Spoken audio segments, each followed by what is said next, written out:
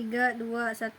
Pemerintah harus membuktikan bahwa intelektualisasi emosi itu buruk, dan ketika melibatkan emosi itu nggak apa-apa pada akhirnya, karena nggak akan nimbulin masalah baru. Tapi di oposisi mereka harus membuktikan bahwa intelektualisasi emosi itu alternatif yang lebih baik dan nggak perlu disesali. Masuk ke tiap tim, pemerintah membuka harus ditendang pertama kali, mereka minim analisis. Mereka mengatakan bahwa rasa puas itu nggak akan terjadi sisi kami ketika kami melakukan intelektualisasi emosi, dan validasi emosi itu nggak ada. Orang nggak validasi emosi kamu dan ini akan buruk bagi individu. Tapi mari kita lihat bagaimana rasa puas sendiri itu akan buruk bagi tiap individu. Dua isu, yang pertama stagnansi dan yang kedua adalah superioritas. Bagaimana pada akhirnya ketika kamu gagal, kamu sedih, orang-orang sekitar kamu validasi emosi kamu yang sedih, kamu juga memvalidasi emosi kamu yang sedih. Mereka mulai menyemangati kamu karena kamu sedih, lalu mereka mengatakan bahwa kamu udah ngelakuin terbaik dan sebagainya. Lalu kamu mulai berpikir bahwa kamu gak seburuk itu, dan ya kamu ketika kamu ingin belajar, kamu ingin improve untuk pertandingan selanjutnya misalnya, kamu nggak gila-gilaan improve karena udah kepotong sama rasa puas kamu, udah kepotong sama ego kamu yang mengatakan bahwa kamu nggak seburuk itu,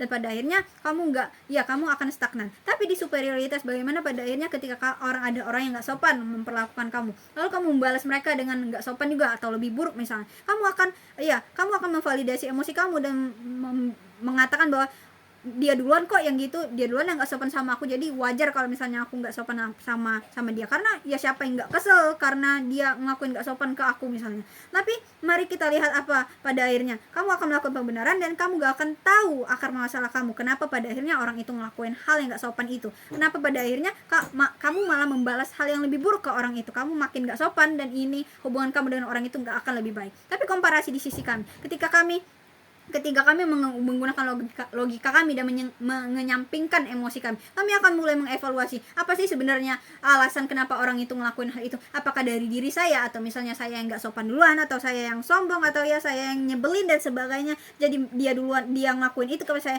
bisa evaluasi diri dan saya akan berkembang jauh lebih baik di sisi kami ketika kamu melakukan intelektualisasi emosi. Dan ya ketika kamu mengevaluasi diri kamu, akar permasalahan kamu dapat, terus kamu selesaiin masalah kamu, ya hubungan kamu dengan orang lain jadi lebih baik dan sebagainya. Ini kan akan menimbulkan rasa puas juga di sisi kami. Tapi mereka juga mengatakan bahwa pada akhirnya kamu akan terlimitasi, kamu pada akhirnya ya saya akan mengatakan bahwa pada akhirnya mereka itu nggak bisa dikredit poin terlimitasi ini. Pada akhirnya ketika kamu misalnya dalam suatu forum, kamu mau nyampein suatu ide, atau misalnya orang itu nyuruh kamu nyampein suatu ide, tapi kamu ngerasa takut, kamu ngerasa malu, dan kamu memvalidasi itu, aku nggak mau nyampein ide aku karena aku ngerasa malu dan sebagainya. Ya kamu memvalidasi emosi kamu, emosi takut kamu. Pada akhirnya kamu nggak nyampein ide kamu, dan pada akhirnya ketika ide kamu nggak tersampaikan, kamu akan ngerasa terbatasi. Ini akan membatasi kamu. Dan bandingkan dengan sisi kami, ketika kami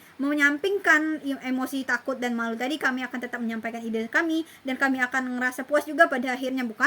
Lalu ketika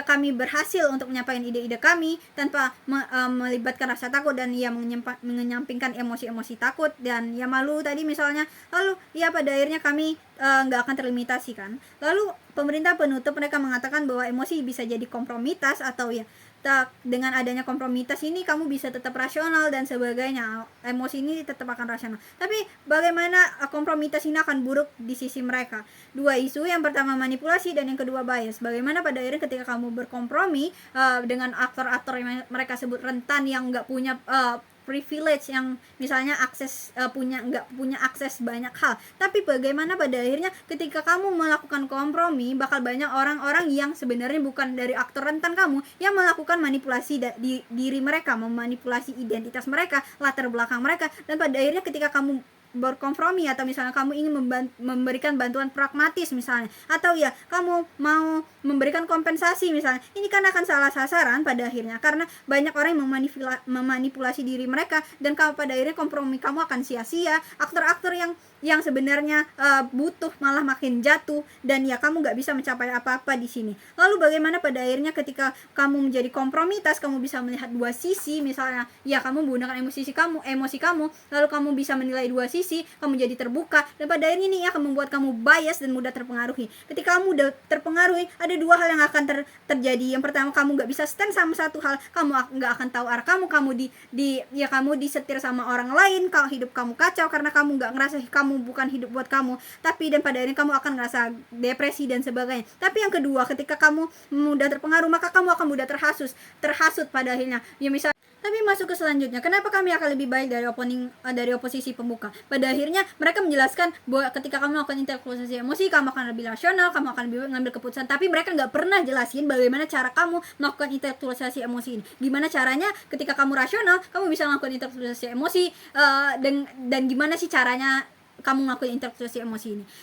Masuk ke poin kami, bagaimana pada akhirnya ketika yang kami inginkan adalah kami ingin masalah kamu sebagai aktor itu terselesaikan, tapi nggak dengan cara yang mudah dan aksesibel seperti yang dibawakan oleh pemerintah, karena pada akhirnya itu akan berdampak jangka pendek. Misalnya ketika mereka membawa criminal justice system, ini akan mencegah orang lain untuk melakukan kriminal, karena pada akhirnya mereka akan merasa takut kamu dihukum, dipenjara dan sebagainya. Tapi mereka nggak pernah ngerti pada akhirnya kenapa mereka nggak boleh ngelakuin kriminal, misalnya pada akhirnya kenapa mereka harus nggak ngelakuin kriminal, apa sih dampaknya bagi sekitar. Ini nggak akan nyampe ke masalah yang akar ketika kamu memilih cara yang termudah dan aksesibel, sehingga aktor-aktor kamu nggak akan terlindungi. Dan tapi mari kita lihat di sisi kami ketika kami melakukan intelektualisasi dengan cara ambil waktu atau penyerapan informasi. Ketika kami melakukan ini, kami bisa mengkalkulasi emosi kami dengan lebih baik, karena pada akhirnya kami yang lebih tahu dengan emosi yang kami rasakan sendiri,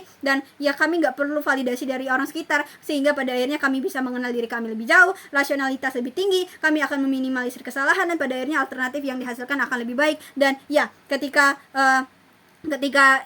aktor-aktor yang gak aksesibel dan gak berprivilege itu tetap bisa menyelesaikan masalah mereka dengan menggunakan fungsi kognitif mereka, karena akan ada akses informasi dari sekitar yang mengatakan bahwa misalnya kamu marah, kamu ambil waktu dulu untuk tenangin diri kamu dan sebagainya. Dan ini kamu bisa tetap maintain mental kamu bisa tetap jaga mental kamu gak akan isu mental gak ada, dan pada akhirnya kamu gak perlu kos ke psikolog karena kamu udah bisa jaga mental kamu sendiri. Vote untuk CEO.